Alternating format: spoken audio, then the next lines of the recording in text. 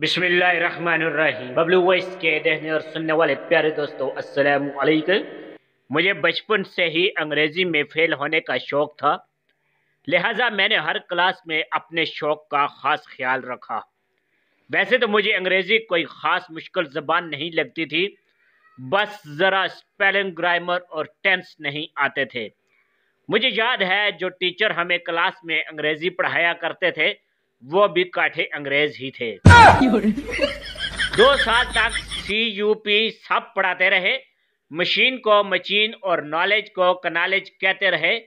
ऐसी तालीम के बाद मेरी अंग्रेजी में और भी निखार आ गया। कॉलेज में दाखिले के वक्त फॉर्म के पहले कॉलम में अपना नाम अंग्रेजी में लिखना था, लेकिन अंग्रेजी से नाबलद होने की वजह से मुझे ये नाम लिखने के लिए इस्लामाबाद का सफर करना पड़ा, क्योंकि फॉर्म पर लिखा हुआ था फिल इन कैपिटल। अंग्रेजी फिल्में देखते हुए भी मुझे कहानी तो समझ आ जाती थी, स्टोरी पले नहीं पड़ती थी।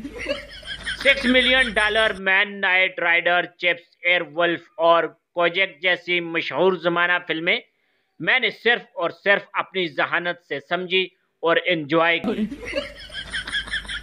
आज से कुछ साल पहले तक मुझे यकीन हो चुका था कि मैं फारसी, अरबी, पश्तो और इशारों की ज़बान तो सीख सकता हूँ, लेकिन अंग्रेज़ी नहीं। लेकिन अब जो हालात चल रहे हैं उनको मद्देनज़र रखकर मैं दावे से कह सकता हूँ कि या तो मुझे अंग्रेज़ी आ गई है या सबको भूल गई है। कुछ भी हो, मेरी खुशी की इंतहा नहीं रही। अब सारे स्पेलिंग बदल गए हैं और 2-3 लफ्ज़ों में समा गए हैं। अब कमिंग लिखना हो तो सिर्फ CMG से काम चल जाता है और फेसबुक FB बन गई है, वगैरह वगैरह। मैं नहीं मानता। अब कोई अंग्रेजी का लंबा लफ्ज लिखना हो तो उससे पहले के चंद अल्फाज लिखकर ही सारी बात कही जा सकती है। मैंने 3.5 साल की ट्यूशन बामुशक्कत के बाद अनफॉर्चुनेटली के स्पेलिंग याद किए थे। आजकल सिर्फ अनफॉर्ड से काम चल जाता है, यानी जहां से मुश्किल स्पेलिंग शुरू वहीं पे ख़त्म। बात जहां तक रहती तो ठीक था, लेकिन अब तो इस मुख्तसर अंग्रेज़ी में भी ऐसी मुश्किलात आन पड़ी हैं कि कई दफ़ा जुमला समझने के लिए इस्तिखारा करना पड़ता है। अभी कल मुझे एक दोस्त का मैसेज आया, लिखा था URINVNBKCRMY। मैंने हैरत से मैसेज को पढ़ा। अल्लाह जानता है 3-4 दफ़ा मुझे शक गुजरा कि उसने मुझे कोई गंदी सी गाली लिखी है। नहीं।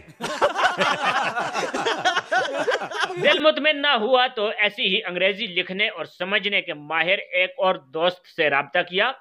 उस मर्द मुजाहिद ने 1 सेकंड में ट्रांसलेशन कर दी कि लिखा है you are invited in book ceremony. अंग्रेजी से निपटने का एक और अच्छा तरीका मेरे हमसाय शाकर साहब ने निकाला है। जहां जहां उन्हें अंग्रेजी नहीं आती वहां वो इत्मीनान से उर्दू डाल देते हैं। मसलन अगर खाना खाते हुए उन्हें किसी का मैसेज आ जाए तो जवाब में लिख भेजते हैं, प्लीज इस time not disturb, I am खाना खाइंग।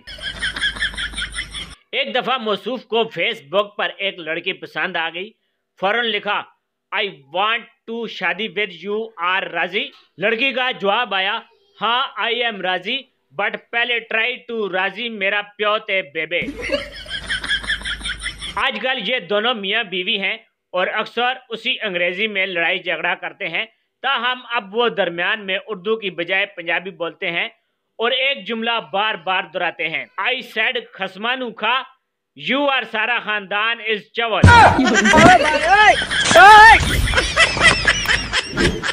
प्यारे दोस्तों, जाते जाते आपसे गुजारिश है कि हमारे चैनल को सब्सक्राइब कर दें और अगर आपको हमारी वीडियो पसंद आई है तो वीडियो को लाइक और शेयर जरूर करें और कमेंट्स करके अपनी राय से भी जरूर आगाह फरमाएं। Thanks for watching. अल्लाह हाफिज।